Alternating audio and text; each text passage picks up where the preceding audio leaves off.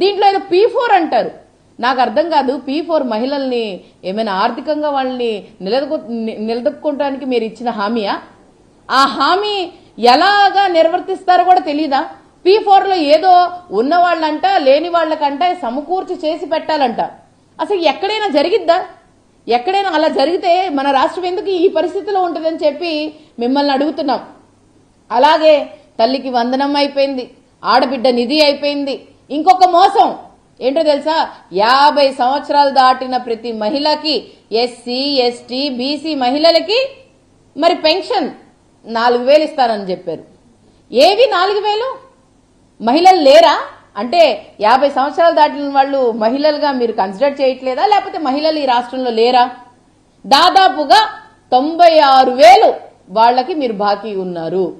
అంటే ఒక కుటుంబంలో ఒక మనిషికి 50 సంవత్సరాలు దాటిన వాళ్ళకి 96,000 ప్లస్ 36,000 మీరు చెప్తున్న ఆడబిడ్డ నిధి, అలాగే తల్లికి వందనం అని చెప్పి దాదాపుగా 15,000 పూర్తి స్థాయిగా ఇస్తానని చెప్పిన డబ్బులు ఏవి?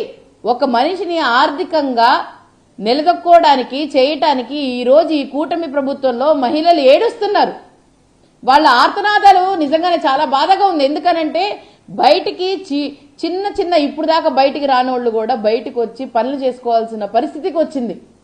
ఏంది ఇంట్లో ఉండి ఇంట్లో ఏంటి జరగట్లేదు, వాళ్ళకి ఒక మనిషి సంపాదన జరగట్లేదు. మీరిచ్చిన ఆబద్ధపు హామీలతో ఈ రాష్ట్రంలో జగన్మోహన్ రెడ్డి గారి కంటే మిన్నగా చేస్తానని చెప్పిన మాటలకి ఈరోజు మీరు కట్టుబడి లేరు. ఒక్కసారి జగన్మోహన్ రెడ్డి గారిని చూడండి, ఈ వ్యత్యాసం ఇక్కడే కనిపిస్తుంది. ఆసరా, చేయూత, చేదోడు, ఈబీసీ నేస్తం, కాపు నేస్తం, అలాగే భరోసా, 0 వడ్డీ, ఇవన్నీ పథకాలు జగన్మోహన్ రెడ్డి గారు ప్రతి ఇంట్లో కూడా ఎవరెవరు అర్హతగా ఉన్నారో వాళ్ళందరికీ స్పష్టంగా ఇవ్వడం జరిగింది. మరి మీరు ఆయన ట్రాన్స్పరెన్సీగా ఇచ్చారు. కులాలు, మతాలు, ప్రాంతాలు, పార్టీలు చూడలేదు. ప్రతి ఒక్క సామాజిక వర్గంకి ఇచ్చారు. మీరు ఈరోజు ఏం చేస్తున్నారు? ఒక్క పెన్షన్ కూడా మీరు ఇవ్వలేకపోయారే, కొత్త పెన్షన్లు ఇవ్వలేకపోయారే. మరి మీరేం చేస్తున్నారు? ఈ ప్రభుత్వం ఎందుకు? ఇంకా ఈ ప్రభుత్వం నిజంగా చెప్తే విఫలమైన ప్రభుత్వం, ఫెయిల్యూర్ ప్రభుత్వం. మీరు చెప్పుకుంటున్న సూపర్ 6 అంటున్నారు చూడండి, this is totally failure of a government which is running right now. ఇక్కడ జరుగుతున్న ప్రభుత్వం చేతకాని ప్రభుత్వం అని చెప్పి స్పష్టంగా అర్థమవుతుంది. నిన్న మీరు ప్రమాణ స్వీకారం చేశారు. ఈ రోజు వరకు మీరు ప్రమాణ స్వీకారం చేశారు కదా, ప్రమాణ పూర్తిగా నేను ప్రజలకి అండగా ఉంటాను, ప్రజలకి ఇచ్చిన హామీకి నేను నిర్వర్తిస్తానన్నారే, ఏది ఈ ప్రమాణం? ఇవన్నీ బోగాస్ మాటలేనా? ప్రమాణం అనేది అబద్ధపు మాటలతోనేనా? ఈ రోజు ఈ ప్రభుత్వం అబద్ధపు మాటలతోనే నడుస్తుంది తప్ప ఎక్కడా కూడా ఒక నిజాయితీ అనేది లేదు. మహిళలకి రక్షణ ఎక్కడ ఉంది? ఈ రాష్ట్రంలో చిన్న పిల్లల దగ్గర నుంచి పెద్దవాళ్ళ దాకా ఎవరికి రక్షణ ఉంది? స్టేషన్లకు వెళ్తే అక్కడ న్యాయం జరగదు. మీ వాళ్ళకి, మీరు చెప్పిన వాళ్ళకి ఒకవేళ వాళ్ళు మోసం చేసినా కూడా వాళ్ళకే న్యాయం జరుగుతుంది. ఎంతమందికి అగాత్యాలు జరుగుతున్నాయో మీరు చూడండి, ఎంతమందికి మోసాలు జరుగుతున్నాయో మీరు చూడండి. వాళ్ళ మీద చర్యలు ఎందుకు తీసుకోవట్లేదు? ఇప్పుడు దాకా మీ ఎమ్మెల్యేలే ఎంతో మంది మహిళల్ని మోసం చేశారు. వాళ్ళు వాడుకొని వదిలేసి వాళ్ళు వచ్చి బహిరంగంగా బయట చెప్తున్నా కూడా, వాళ్ళు వీడియోలు చూపిస్తున్నా కూడా వాళ్ళ మీద చర్యలు ఎందుకు తీసుకోవట్లేదు? వాళ్ళు ఎందుకు సస్పెండ్ చేయట్లేదు? వాళ్ళని ఎందుకు మీరు పోషించి పెంచుతున్నారు అని చెప్పి మిమ్మల్ని అడుగుతున్నాను. ఇదే మీకోసం ప్రభుత్వం, మీ ప్రజలందరూ మిమ్మల్ని ఓట్లేసి గెలిపించింది. ఇవన్నీ చేస్తారనా? మరి ఈ విధంగా ఉంటే దాదాపుగా జగన్మోహన్ రెడ్డి గారి హయాంలో 76 ఎకరాలు మహిళల కోసం, ప్రతి ఒక్క మహిళ వాళ్ళకి ఇల్లు ఉండాలి, వాళ్ళకి ఇళ్ల పట్టాలు ఇచ్చిన నాయకుడు జగన్మోహన్ రెడ్డి గారు.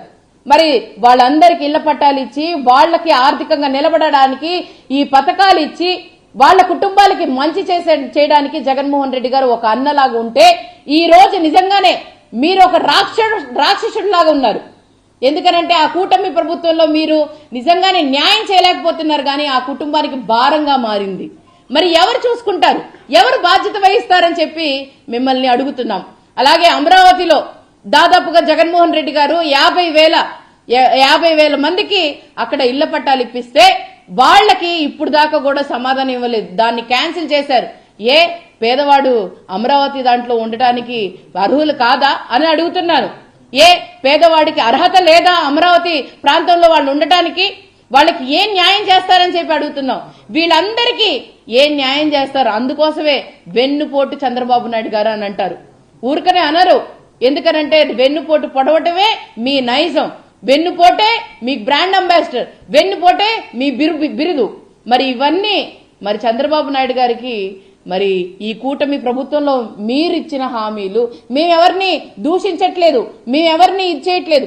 మీరు చెప్పిన మాటలే మిమ్మల్ని గుర్తు చేస్తున్నాం, మీరు చెప్పిన హామీలే మిమ్మల్ని తెలియజేస్తున్నాము. అంతే తప్ప మిమ్మల్ని వ్యక్తిగతంగానో మిమ్మల్ని ఇచ్చేయాలనో మేమేమీ ఇచ్చేయట్లేదు. దీనివల్ల మాకు వచ్చేది ఏమీ లేదు.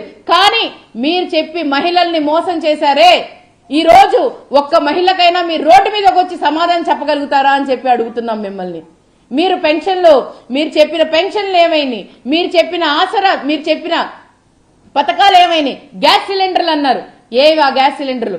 ఇంటికి ఒకటో రెండో వచ్చినాయి, దాదాపుగా 2 సంవత్సరాలు కంప్లీట్ అయిపోయినాయి. 6 నుంచి 7 వరకు గ్యాస్ సిలిండర్లు రావాలి, ఏమైనా అవి?